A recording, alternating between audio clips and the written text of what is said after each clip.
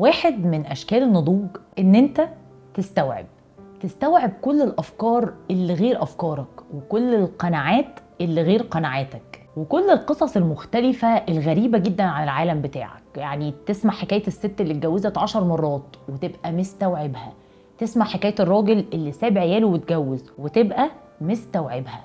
بس نقف هنا لحظات بقى، انت مستوعب لكن مش بالضرورة تكون متفق او بتحترم الرأي او القصة اللي سمعتها. هو ده النضوج، وهو ده بقى كده استثمار التعليم اللي اهالينا تعبوا فيه معانا، ان انت تفرق بشكل كبير جدا بين انك تستوعب افكار مختلفة عنك وبين ان انت تحترمها او تآمن بيها او تبقى بتأكد عليها. الاستيعاب مش معناه انك بتدعم وتوافق، لكن فكرة انك تستوعب ان الحياة فيها قصص كتير غير مفاهيمك وافكارك وقناعاتك ومرجعيتك انت. الحياة اوسع بكتير من المدار بتاعك.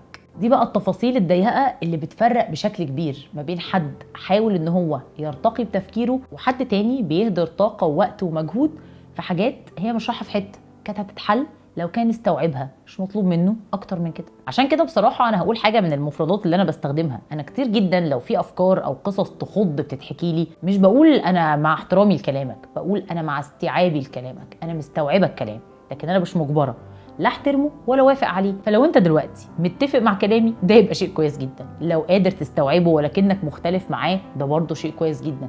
لو حاسس ان الفكرة دي هتفيد حد تاني او هتنور له لمبة، يا ريت جدا تعمله منشن في الكومنتات.